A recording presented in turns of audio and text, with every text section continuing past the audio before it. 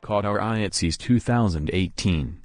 Las Vegas. There's no sugarcoating the fact that CES typically isn't that big of a show for smartphone news. Not with the smartphone-centric Mobile World Congress show just a month away.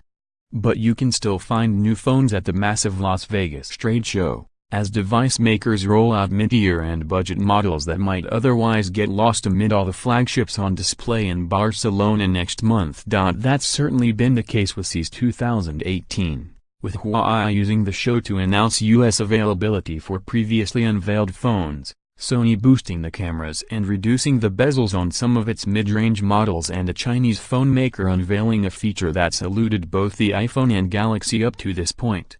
Here's a roundup of all the smartphone news coming out of CES this week. There's no name for this 6-inch phone that Vivo was showing off at CES this week, or even a release date. Vivo says it's a production-ready phone that will appear in 2018, though it's unclear if release plans include the US. So why is it our favorite phone at CES? Behold the fingerprint sensor, which is neatly tucked under the Vivo phone's full-screen display. When you need to unlock your phone or confirm a mobile payment, a fingerprint icon appears, cluing you in on where to press to activate the Synaptics-developed sensor. But once the phone unlocks, the icon vanishes, leaving you to enjoy the phone in all its full-screen glory. It's a really slick-looking implementation that we're hoping to see in more mainstream models. Asus has a history of delivering long-lasting phones, and we're fully expecting the Zenfone Max Plus, M1, to continue that tradition when it arrives in February. The $329 phone runs on a 4130 mAh battery, and power optimization technologies should further help you go a long time in between charges. Expect a full-screen display, dual rear cameras and a fingerprint sensor to try and make the case that there's more to the Zenfone Max Plus than just a big battery. New Mobile's not exactly a household name among many US phone users, but the maker of unlocked Android devices hopes to catch the attention of bargain hunters with its G3 phone, scheduled to ship in mid-February. The phone costs $250, though as of this writing, New is offering a discount for pre-orders. You'll get features you wouldn't normally associate with phones in that price range, including a full glass body with rear fingerprint sensor, dual rear cameras, a 13-megapixel shooter paired with a 5MP lens, and an 18:9 aspect ratio on the 5.7-inch screen.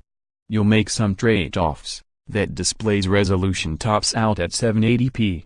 But holding the G3 in our hands on the CES show floor, it looked nothing like a budget device. Physical keyboard enthusiasts, look away. The BlackBerry Motion arrives this week, and it's a touchscreen-powered device. In some ways, though, the $449 Motion boasts features that will make owners of the keyboard-equipped BlackBerry Q1 envious.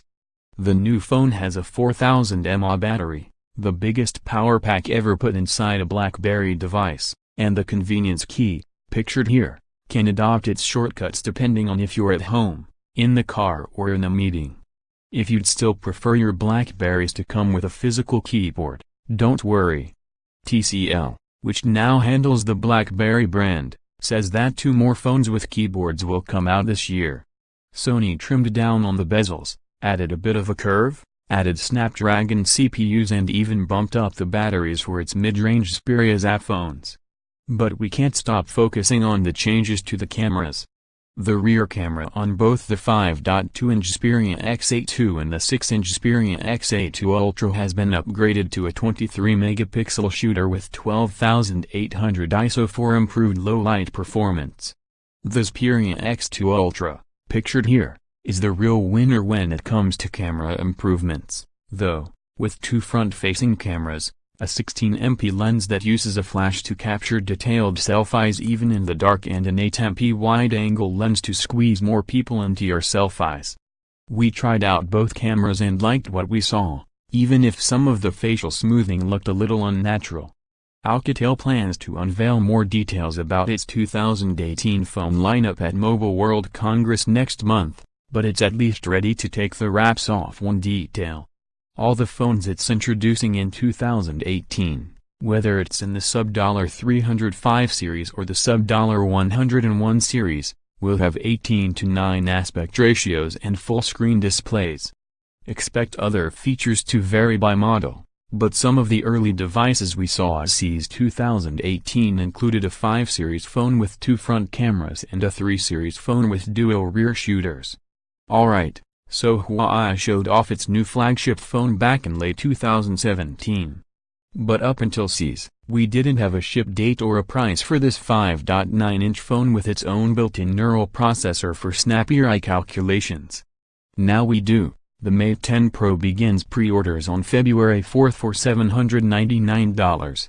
It will be sold as an unlocked phone, with Huawei consumer head CEO Richard Yu offering some choice words for carriers like AT&T, which reportedly backed out of talks to carry the Mate 10 in the US.